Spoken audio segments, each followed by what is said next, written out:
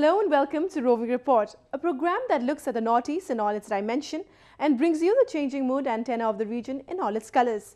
I'm your host Lumpem Vishum, and the highlights of today's program are: Government to take tough action against outfits involved in extortion in the Northeast. Nagaland shuts down in protest against activities of militant outfits.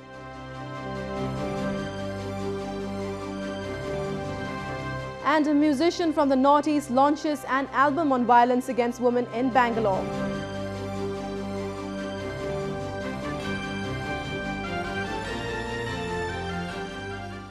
Militant outfits in the Northeast collect funds through a variety of illegal means to meet their financial needs. Now the government has decided to act tough against outfits that extort money from people. We have a report. Extortion of money by militant outfits has left the business community in Nagaland infuriated and frustrated. They're demanding an end to this practice, followed by various factions of militant outfits, including the National Socialist Council of Nagaland, Isaac Muiva NSCN-IM, which regularly extorts money from people and allegedly runs a parallel government. On June 19, the Action Committee Against Unabated Taxation ACAUT, under the aegis of the Naga Council Dimapur, called for a 12-hour shutdown in Dimapur to protest against financial extortion that affects the business community and residents of the area. This is a cause for the interest of the people, and we shall continue to fight in the right direction so that people will be benefited. Public support over here, which we are getting, it is very encouraging. We are happy that the public had come out in total support of this fund. Sources reveal the NSCN-IM has a budget of Rs 120 crore for the year 2013, which is a 10% increase from last year's budget. They illegally collect money from government servants and departments in Nagaland, Manipur and Assam, and at check gates, highways, and from unions and NGOs. Taking a serious note of the issue, the Union Ministry of Home Affairs has recently issued a directive to the Nagaland government to stop the NSCN-IM from levying tax on the common people, as this is leading to a rise in prices of commodities and cannot be allowed to continue. In a hard-hitting letter to Nagaland Chief Secretary Alem Temshi Jamir, the Union Home Ministry said there has been a serious situation following the NSCN-IM's declaration that every Naga as well as others residing in Naga-dominated areas in the region shall pay tax. The state governments have welcomed the centre's tough stand. If something happens out there, beyond our our boundary, we don't have any jurisdiction. That is the problem. That's why we keep on requesting the center to intervene it. So as I said, I'm very happy that the center is kind enough to listen to our request, and they started acting on that, advising this state government and particularly this concerned parties, I should say, not to indulge in this kind of things in future. I think they should also listen to that. Over the years, everyone has urged insurgent outfits in Nagaland to pay heed to the plight of the people, especially the marginalized section, who have to pay exorbitant taxes to various groups. Such practices hamper economic growth and, in the long run, the overall development of the state. For long, the people of Nagaland have been facing harassment at the hands of several militant outfits. Recently, the Naga Students Federation called a 12-hour strike to condemn their activities. The streets of Nagaland bore a deserted look on July 1st as the state observed a 12-hour shutdown called by the Naga Students Federation. The apex students' body was protesting against the interfactional clashes and repeated harassment of civilians by Naga militant groups. Vehicles were off the road and educational and government institutions remained closed. Markets and business establishments also dowered their shutters. we want to clear give message to this underground faction that we want peace, and we want to say them, give a message that no armed gatherers must be in a town, or in a civilian area, and we request them that no more bloodshed or no more killings in a civilian area again. The shutdown was called after a recent attempt on life of a member of NSF by an underground outfit on June 25th. It was supported by apex tribal bodies from all Naga inhabited areas in other northeastern states, including Manipur and Assam. In the name of nationalism, most of the civilians had been, harassed, and even the civilians are not insecure to live in his own homeland. That's what we want to share our message, and NSF always stand for the justice and for the peace of the Nagas. The people of Nagaland are tired of the threat to civilian lives as well as the imposition of illegal taxes by various underground outfits. They want peace and normalcy in the region. People from the northeastern part of the country take a keen interest in music, and the region has produced many famous singers, lyricists and musicians.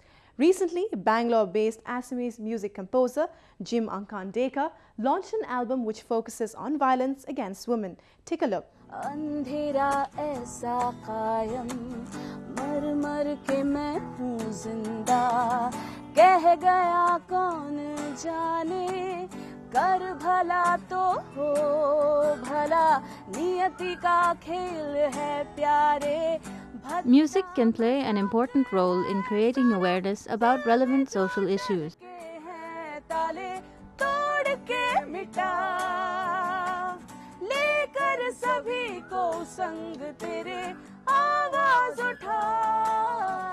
Recently in Bangalore, a group of musicians, including the Assamese music composer and producer Jim Ankandeka, released an album on the theme of rising cases of violence against women.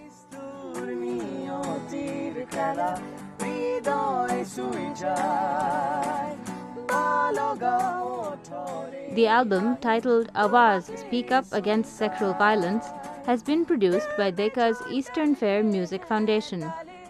Through the album, the group is trying to motivate people to raise their voices against any act of violence towards women.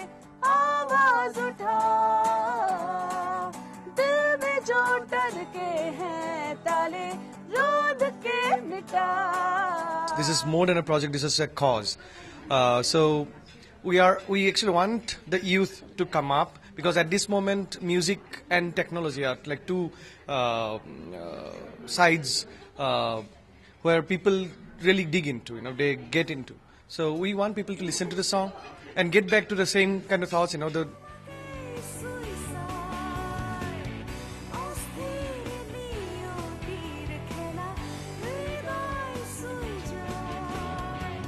Apart from the theme, what is more interesting is the fact that the song is bilingual.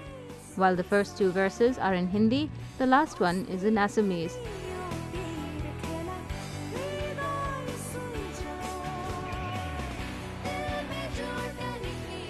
Famous Assamese singer Queen Hazarika has given voice to the Assamese lines.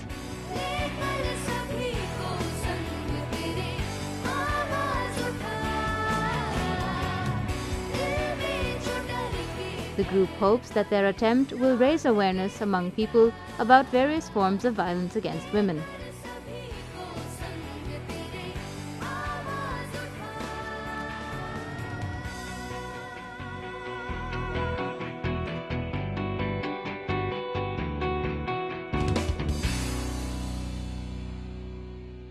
Unidentified miscreants hurled a powerful grenade at a house in Uripok in Manipur and killed 2 people.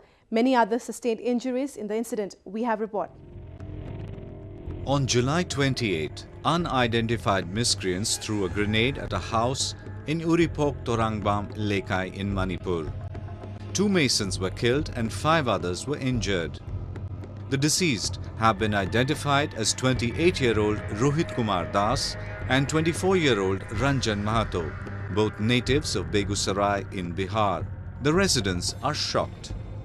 ꯑꯩꯈꯣꯏꯗ ꯁꯤꯒꯨꯝꯕꯒꯤ ꯀꯩ ꯍꯥꯏꯕꯅꯤ ꯗꯤꯃꯥꯟ ꯂꯩꯗꯅ ꯀꯩꯝꯇ ꯂꯩꯖꯗꯦꯀꯣ ꯑꯗꯒꯤ ꯃꯌꯥꯡ ꯇꯥꯟꯕꯒꯤ ꯍꯥꯏꯔꯦ ꯈꯜꯂꯁꯤꯀꯣ ꯑꯩꯈꯣꯏꯗ ꯁꯤ ꯇꯧ ꯍꯥꯏꯕ ꯀꯩꯝꯇ ꯂꯩꯖꯗꯦꯕꯀꯣ ꯑꯗꯨꯅ ꯑꯩꯈꯣꯏꯗꯗꯤ ꯌꯥꯝꯅ ꯑꯉꯛꯄ ꯑꯣꯏꯅ ꯊꯣꯛꯑꯦꯕ ꯉꯔꯥꯡꯒꯤ ꯊꯧꯗꯣꯛꯁꯦꯀꯣ ꯑꯗꯩ ꯍꯧꯖꯤꯛꯇꯤ ꯃꯤꯁꯤ ꯃꯤꯅꯥꯁꯨ ꯌꯥꯎꯔꯛꯑꯦꯀꯣ ꯑꯗꯣ ꯀꯅꯥꯅ ꯀꯅꯥꯒꯤꯗ ꯀꯃꯥꯏꯅ ꯇꯧꯔꯤꯅꯣ ꯑꯩꯈꯣꯏꯁꯦ ꯀꯩꯝꯇ ꯂꯣꯏꯅ ꯆꯃꯝꯅꯔꯦꯕꯀꯣ ꯑꯗꯨꯅ ꯏꯆꯤꯟ ꯏꯅꯥꯎꯁꯤꯡꯅ ꯁꯤꯅ ꯇꯧꯕꯅꯤ ꯁꯤꯒꯤ ꯇꯧꯕꯅꯤ ꯍꯥꯏꯕꯗꯣ ꯑꯗꯨ ꯑꯝꯇꯪꯗꯤ ꯁꯦꯡꯗꯣꯛꯆꯍꯟꯅꯤꯡꯀꯣ ꯑꯩꯅꯗꯤ कुछ फेंकने का आवाज़ सुना उसके बाद बम ब्लास्ट हुआ और वो बेचारा अपना घायल हो गया मैं तो आज सुबह आया हूँ जो कल स्पॉट जो था वो सब तो हम देखा नहीं और आज आया हूँ तो हम तो कुछ कह नहीं पा रहा हूँ ये सब देखकर मेरा घर में पूरा खून ही खून दिखाई दे रहा है Condemning the attack, women folk of the area staged a sit-in protest and appealed to the miscreants to shun violence.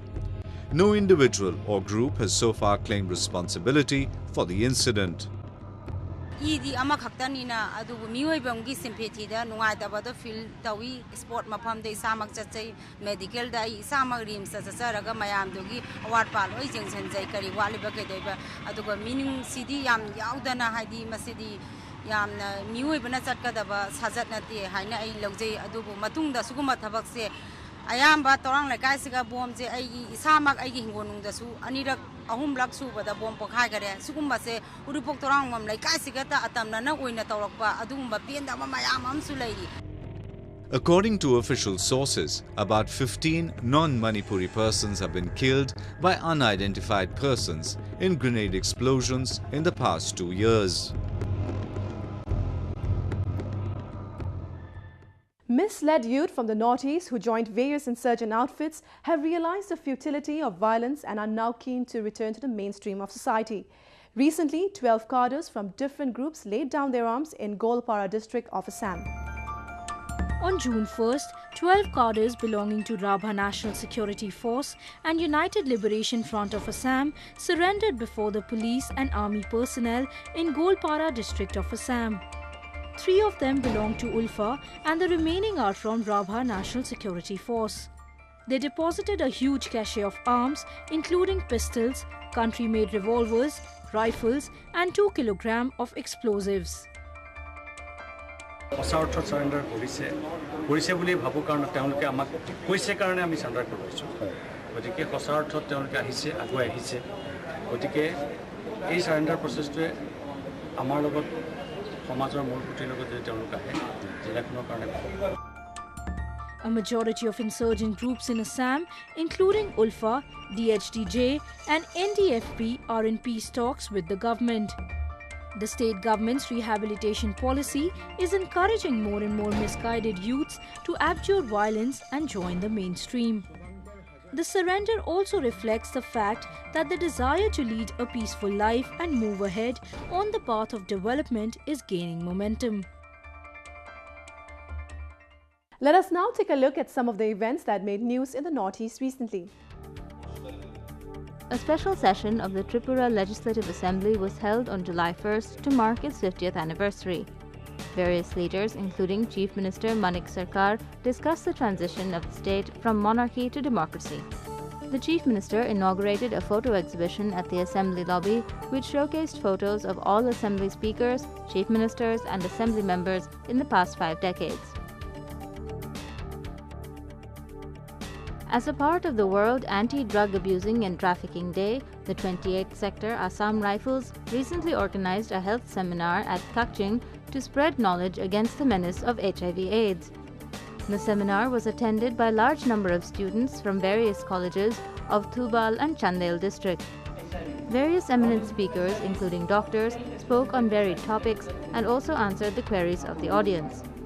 It was a significant step in the direction of eradicating the stigma associated with the victims. Hundreds of women from all over Manipur gathered at the Kakwa Lamdaibung ground to take off a rally protesting against the increasing crimes against women and children. The rally witnessed the participation of people from over 30 civil organizations, the Women Action for Development, Northeast Dialogue Forum, Naga Women Union, Cookies Women Union, and various victims' families. Later on, a public meeting was held at the Lemayon Art Center's auditorium to understand the implications and challenges of such crimes. In order to prepare the people to tackle disasters, the Sikkim State Disaster Management Authority, in collaboration with the Land Revenue and Disaster Management Department, recently conducted an awareness program for the officials and staff residing in the Secretariat building. The program was supported by the National Disaster Response Force, Kolkata, which displayed the basic tools and equipment to be used during a disaster. At present, there are 18 squad team of NDRF deployed in the state to provide safety measures for pre-disaster, during disaster and after disaster situation. The northeastern region is most suited for rubber cultivation, and Tripura has emerged as the second largest rubber growing state in the country after Kerala. Now, the Rubber Board of India is planning to make the region a hub of rubber production. Farmers in the northeast find rubber cultivation to be a lucrative venture. According to the Rubber Board of India, around 4.5 lakh hectare of land is suitable for planting of rubber in the region. Tripura has around 1 lakh hectare of land under rubber cultivation. Now, the board has identified 2 lakh hectare land in Assam with potential for rubber cultivation, and efforts are on to make it a hub for rubber production. Rubber board, as I told you, we have got an estimated 4.5 lakh hectare of land suitable for rubber planting in northeastern states. Say Assam has the maximum potential of 2 lakh hectares. Then Meghalaya, Nagaland, Mizoram, Manipur, Arunachal Pradesh, all these states are having potential. In all these states, rubber has come up to some extent. But of course, the percentage of area covered is less when compared with Tripura. Now, the government of Assam is going in a big way to expand rubber cultivation in that state. In Tripura, the state government has already taken measures to popularize rubber cultivation and has implemented a project called Block Rubber Planting to supply rubber plant seeds to farmers. Over 3,200 families have already benefited from the scheme. To facilitate rubber cultivators, a rubber wood factory plant was set up in Anandanagar in West Tripura. It is the first in the northeast and the second largest in India.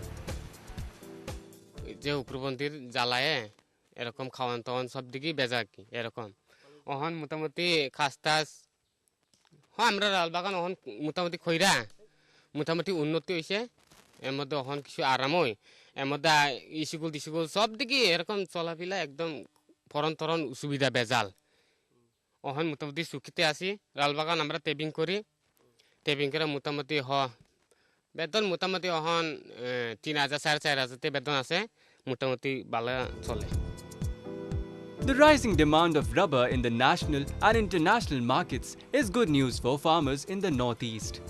It will boost their incomes and help them improve their living standards.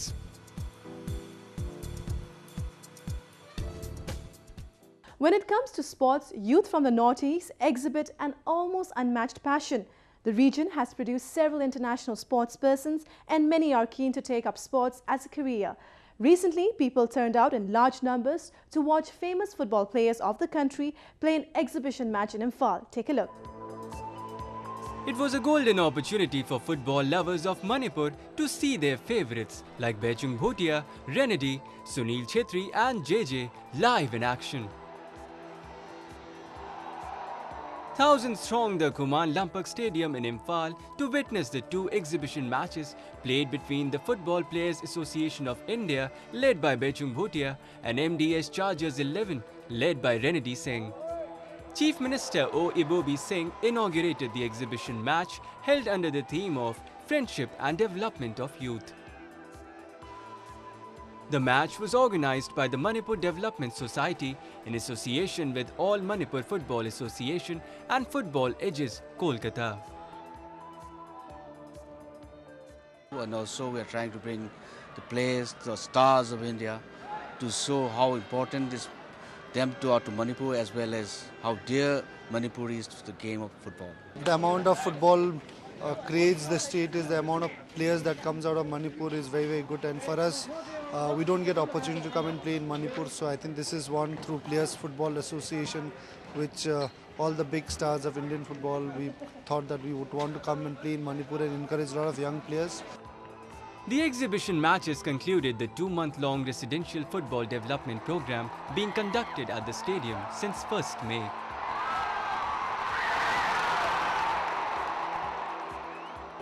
The training program aimed at nurturing young sporting talent by giving them a platform to hone their skills. Under the program, the youngsters got a chance to be trained by 2 international coaches, Stephen David Darby and Milan Milovanovic. Yeah, I think I'm really happy with MDS, whatever they are doing, bringing Steve Darby in and new coaches here again. So if they can have a continuous process, it will help youngsters of Manipur and it will help Indian football as well. The youth of Manipur are naturally good at sports, and if groomed properly, they can make their mark at the national and international levels.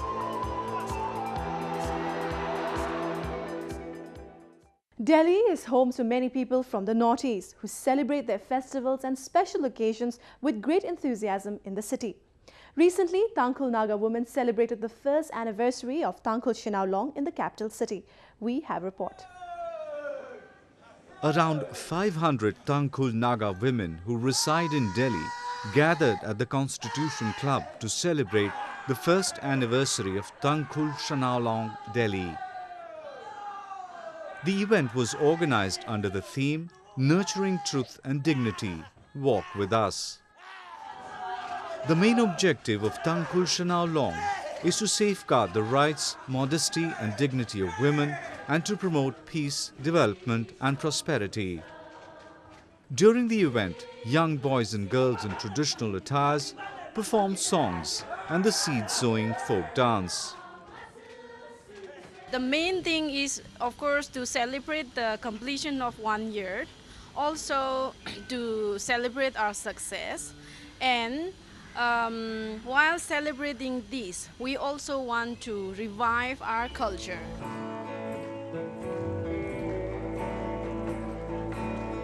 Reuben Mishangwa, a Tangkhul Naga folk singer, enthralled the audience with his songs while sending out a message of peace and unity.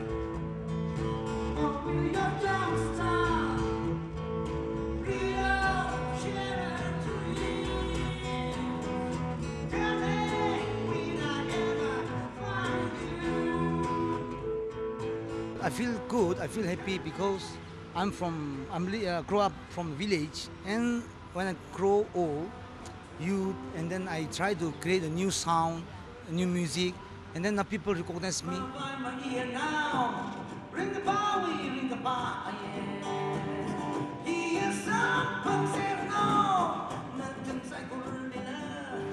This for me is very great opportunities, and it's a great things, because these are big cities and mainland, people recognize me through media. Other bands like Minutes of Decay also performed at the event.